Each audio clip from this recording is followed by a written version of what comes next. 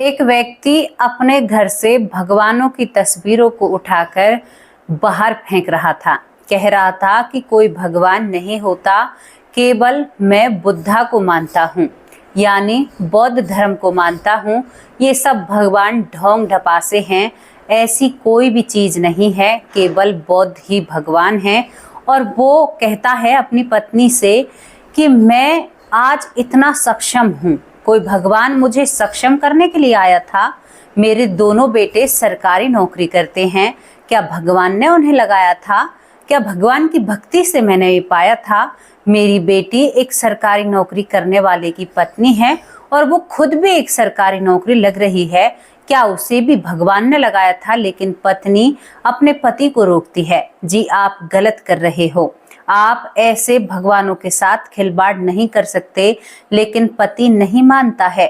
घर में बौद्ध की यानी बुद्धा की फोटो लगाकर कहता है कि मैं तो केवल बुद्ध को मानता हूँ, बाकी मैं किसी ब्रह्मा विष्णु महेश या किसी को भी नहीं मानता हूँ, किसी देवी देवता को भी नहीं मानता हूँ। ये सब ढोंग हैं। हम इतने पढ़े लिखे होने के बावजूद इतने अज्ञानी कैसे हो सकते हैं?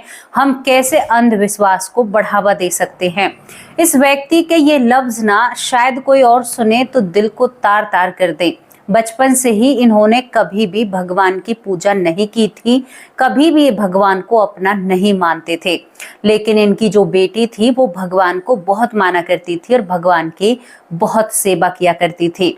दूसरी तरफ दोस्तों, ये व्यक्ति बहुत ही ज्यादा प्रचार किया करता था कि क्या होते हैं भगवान, देखो आज मैं कितना सक्षम हूँ, मैं खुद एक रिटायर हूँ, मेरे दोनों बच्चे सरकारी नौकरी पर हैं, मेरी बेटी मेरा दामाद सरकारी नौकरी पर हैं। और यहाँ पर वो बहुत सारी बातें करता है। एक वीडियो की मैंने आप लोगों से चर्चा की थी जहाँ पर एक महिला कह रही थी कि जो माएँ भगवान की पूजा करती हैं वो एक अनपढ़ माँ से घातक होती हैं, अनपढ़ माँ से ज्यादा घातक होती हैं, यानी अंधविश्वास अपने बच्चों के बीच में फैलाती हैं। तो उस किसी किस्म का ये व्यक्ति होता है।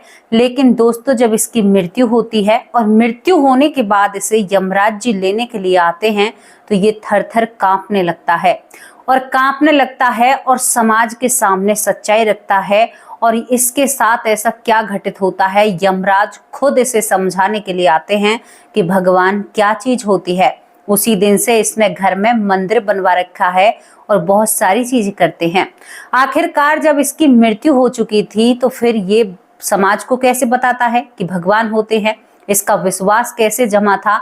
ये पूरी घटना क्या होती है, पूरा घटनाक्रम क्या होता है?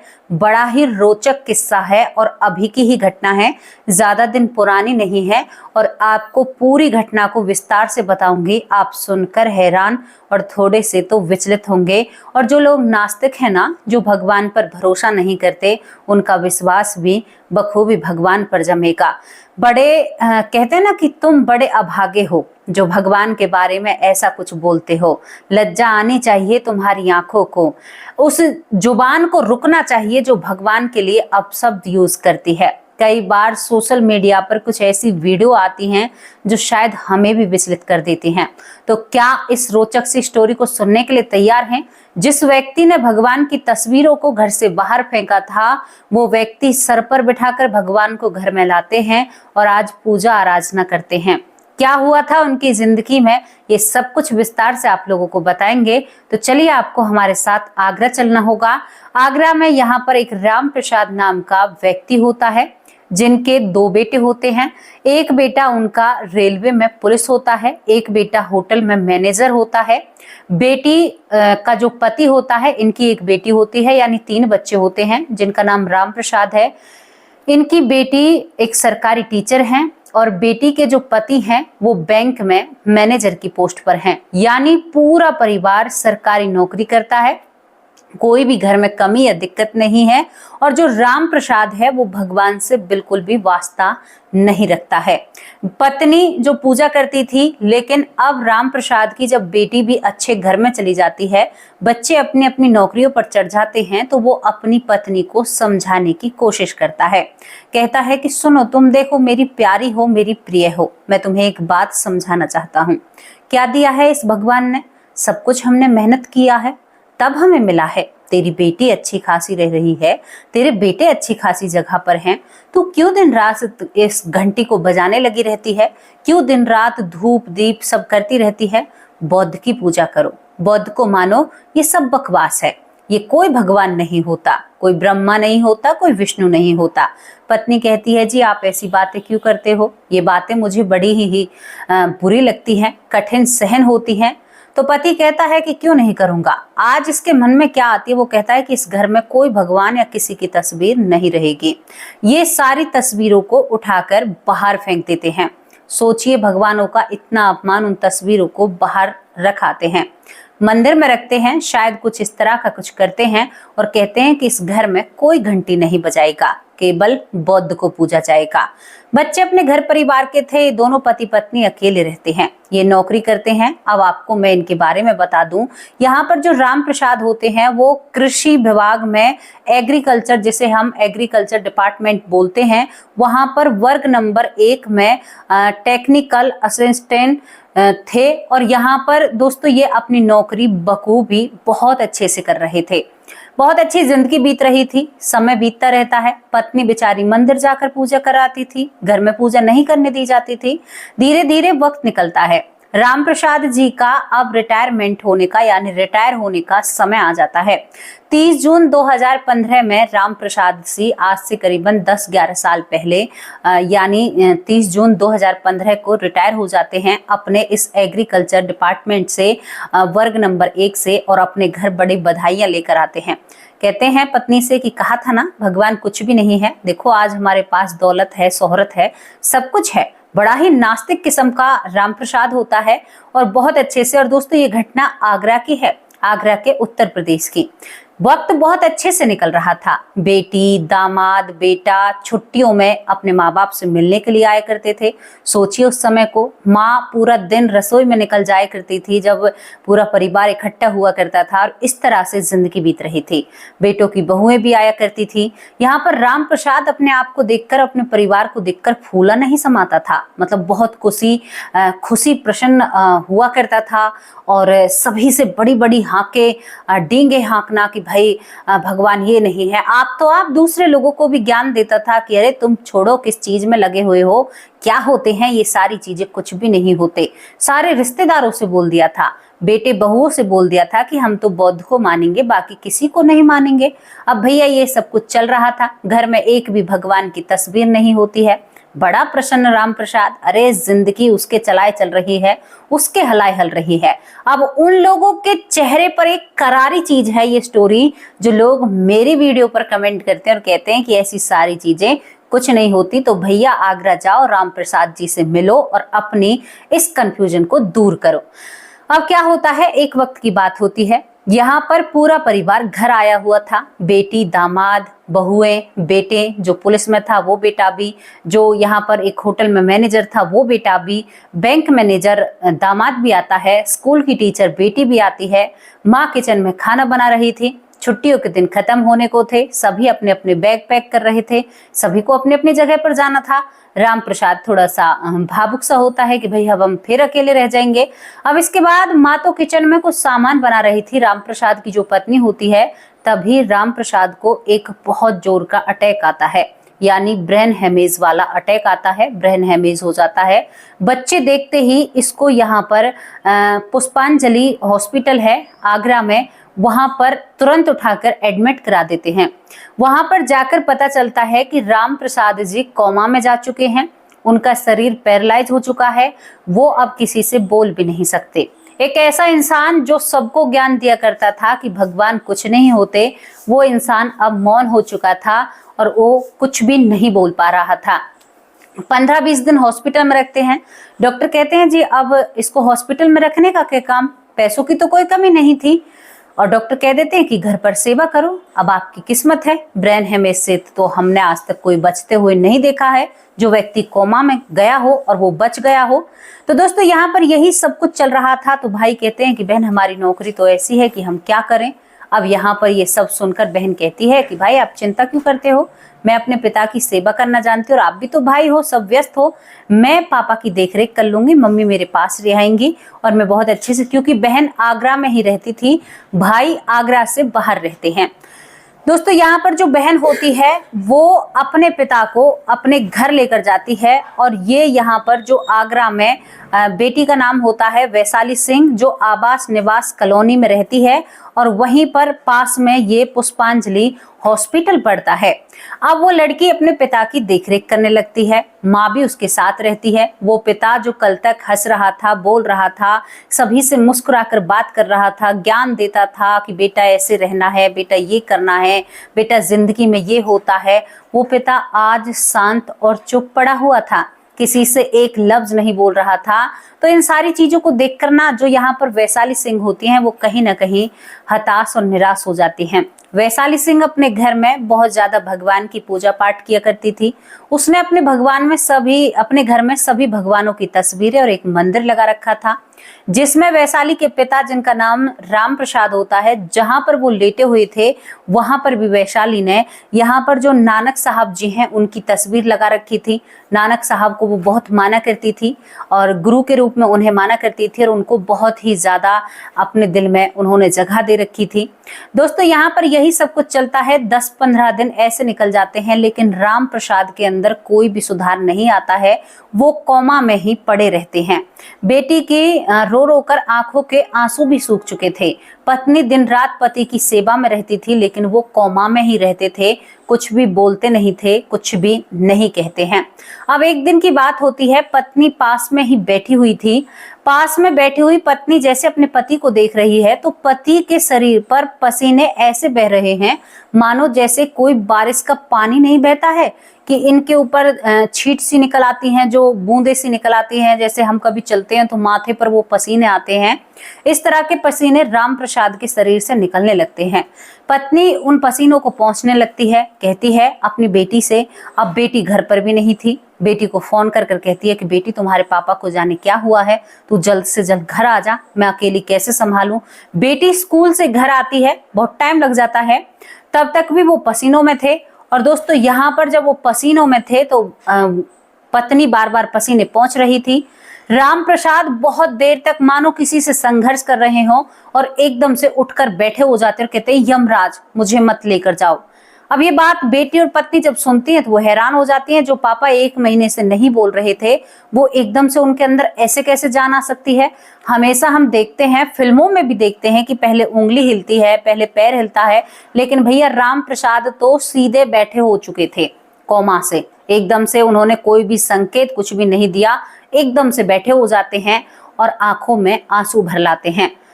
बेटी पिता को संभालती है, कहती है कि पिताजी आप रो क्यों रहे हो, क्या बात हुई है। पत्नी कहती है कि क्या हुआ, मन छोटा क्यों कर रहे हो। भाइयों के पास फोन कर दिया जाता है कि भाई पापा उठ चुके हैं। बहुत एक चमत्कार था।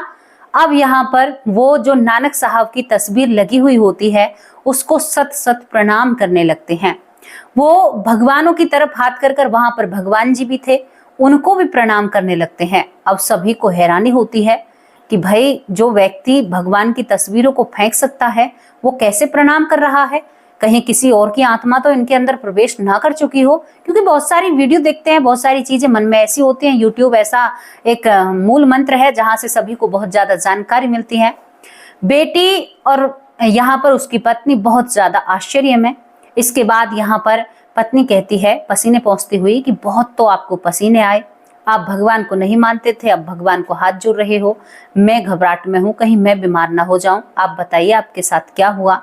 तो वो रोते हुए कहता है अपनी पत्नी से, यहाँ पर जो राम प्रसाद होता है, कि मुझसे गलती हो गई जो मैंने भगवान की अवहेलना की। मैं बहुत मूर्ख इंसान हूँ जो मैंने भगवान के साथ ऐसा किया। मैं क्षमा याचना करता हूँ। आज भगवानों ने ही मेरे प्राण दान दिए हैं और यमराज जी मुझे लेने के लिए आए थे। पत्नी समझ नहीं पा रही थी। तो ये कहता है कि उस दिन से मुझे कुछ नहीं पता, मुझे लग रहा है कि मैं आज ही उठा हूँ।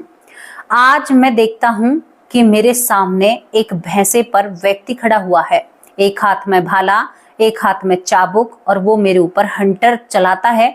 जब वो हंटर चला रहा था तो मेरे शरीर से एक ऊर्जा सी बाहर निकलती है, लेकिन दोबारा ऊर्जा लेट जाती है। लेकिन तभी मैं देखता हूँ कि मेरे सामने जो गुरु नानक साहब हैं वो अपनी तस्वीर में से निकलकर यमराज जी को रोकते हैं। दूसरी तरफ यहाँ पर एक इसका बहनोई की तस्वीर वहां पर लगी हुई थी। आमतौर पर हम लगा देते हैं, हमारे घर में किसी की मृत्यु हो जाती है तो वो भी उस तस्वीर में से नजर आता है। इसके बाद कहता है कि यहाँ पर गुरु नानक साहब भी उस यमराज जी को प्रणाम कर रहे थे और यमराज जी का इतना तेज था कि मेरी आंखों से बर्दाश्त नहीं हो रहा था वो सब कुछ देखना। मैं तुम्हें क्या बताऊं वैशाली की माँ, मुझसे जो बीती है ना मैं नहीं बयां कर सकता शब्दों में। उसके बाद भी मेरी हालत ऐसी होती है, मैं कहता हूं कि मुझे नहीं जाना, अभी मुझे और कुछ देखना है। तो मुझसे यमराज ने कहा कि तुम्हें बड़ा गुमान था, तुम अपने आप को बहुत कुछ मानते थे, भगवान ने तो तुम्हारे बच्चों को नौकरी भी नहीं लगाई, मैं तो अभी यमराज ही हूँ, अगर भगवान को देखोगे तो शायद अंधे हो जाओगे या आंखों से बर्दाश्त नहीं कर पाओगे।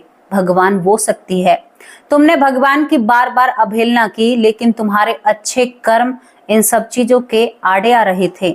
लेकिन अब तुम्हें नहीं छोड़ूंगा, अब तो तुम्हें लेकर जाऊंगा, क्योंकि तुम्हारे जो अच्छे कर्म थे वो खत्म हो चुके हैं।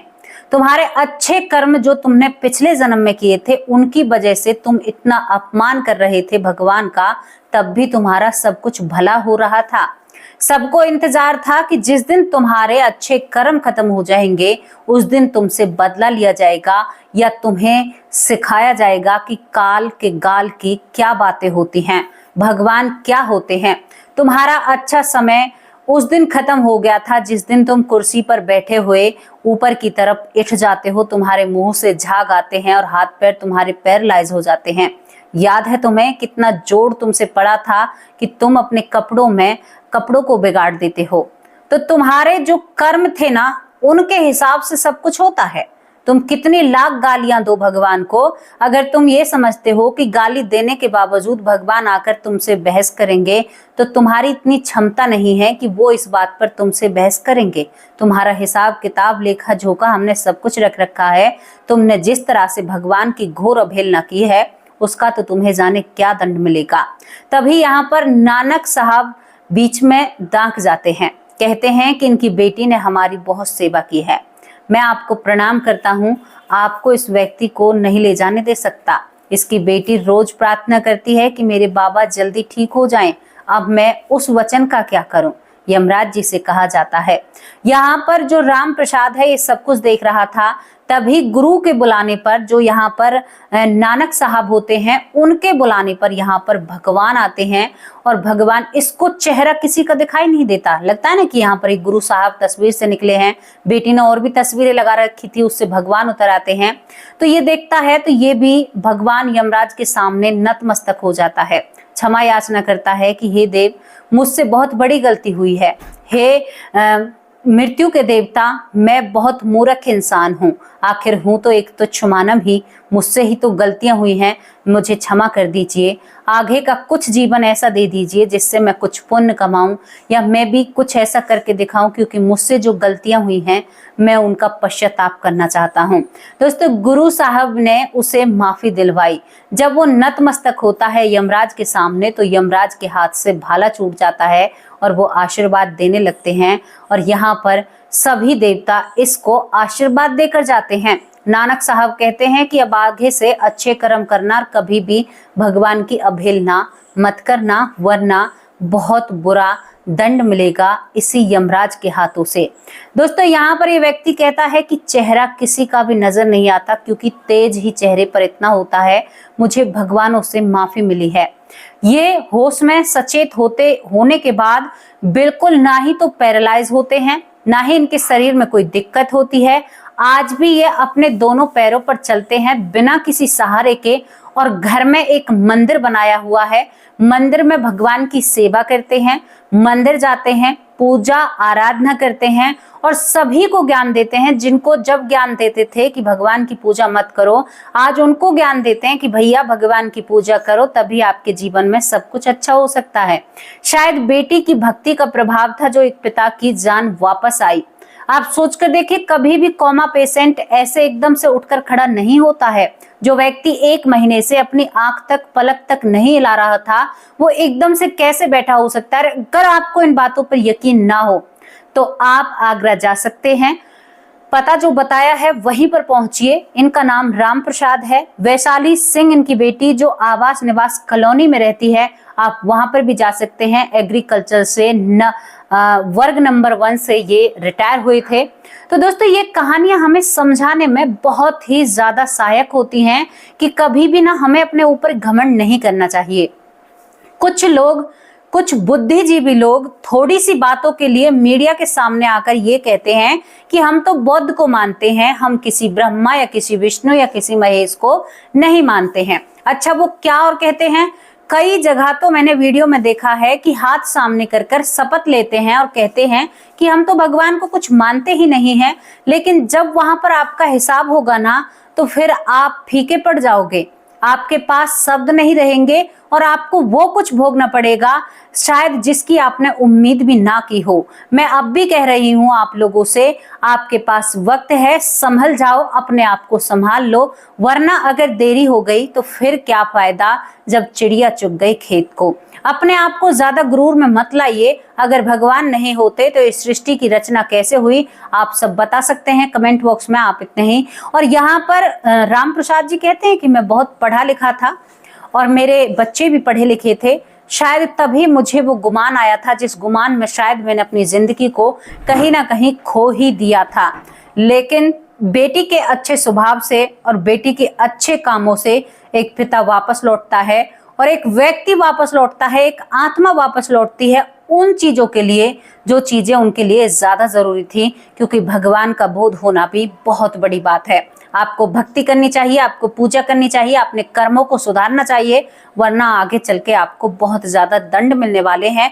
फिर किसी को दोषी मत कहना। आपके साथ कोई हादसा हो जाता है तो सबसे पहले भगवान को कोसा जाता है, जबकि उसमें उसकी कोई गलती नहीं होती। आज से ही भगवान को दोष देना बंद कर दीजिए, क्योंकि उनकी कोई गलती नहीं है। वो नहीं कहते कि तुम मुझे 10,000 का चढ़ावा चढ़ाओ, वो नहीं कहते कि तुम मेरे लिए ये चीज करो, वो कहते हैं कि तुम मुझे सुमरन करो, दिल से करो, पैसे मत लगाओ। भगवान ने कभी आपसे कहा है आकर कि मुझे पैसे दो? भगवान ने आपसे कहा है कि मुझे इतने का प्रसाद चढ़ा दो, मैं तुम्हारी मनोकामना पूरी कर दूंगा? और जब आपकी मनोकामना पूरी नहीं होती तो आप भगवान को गालियां देते हैं। क्या आपने जब ये सौदा किया था तो सामने भगवान ने आपसे कहा था? क्या कभी आपने इस बात पर विचार किया है? दोस्तों, कैसी लगी आप लोगों को स्टोरी? अपनी राय कमेंट बॉक्स में जरूर रखना। एक इंसान जो अपने आप को पहचानता है लेकिन बहुत देर बाद पहचानता है, क्योंकि बुढ़ापे की तरफ है और अब कितना नाम जप कर पाएंगे। तो जल्दी सवरिए, जल्दी अपने आप को संभालिए, यही वक्त है, निकल चलिए। आगे जो वक्त आएगा उस समय में राम नाम को सब भूल जाएंगे, कोई ये ही नहीं जानेगा कि भगवान क्या होता है। कहते हैं जब मुगल काल हमारे देश में आया था तो लिखा हुआ है एक और बार हमारे देश में मुगल काल जैसे माहौल बनेंगे, एक और बार मुगल काल आएगा, ये लिखा हुआ है और शायद कहीं ना कहीं हमें नजर भी आ रहा है। देखकर हम अनजान नहीं बन सकते। तो दोस्तों, कैसी लगी आप लोगों को स्टोरी? अपनी राय कमेंट बॉक्स में जरूर रखना। अब आप लोगों से विदा लेती हूँ। भगवान से भक्ति करिए, अपने परिवार का ध्यान रखिए, बड़ों का मान सम्मान कीजिए, छोटों से प्यार कीजिए, घर की लक्ष्मी का आदर सम्मान कीजिए, बेटियों को लाड कीजिए। नमस्कार, जय हिंद, जय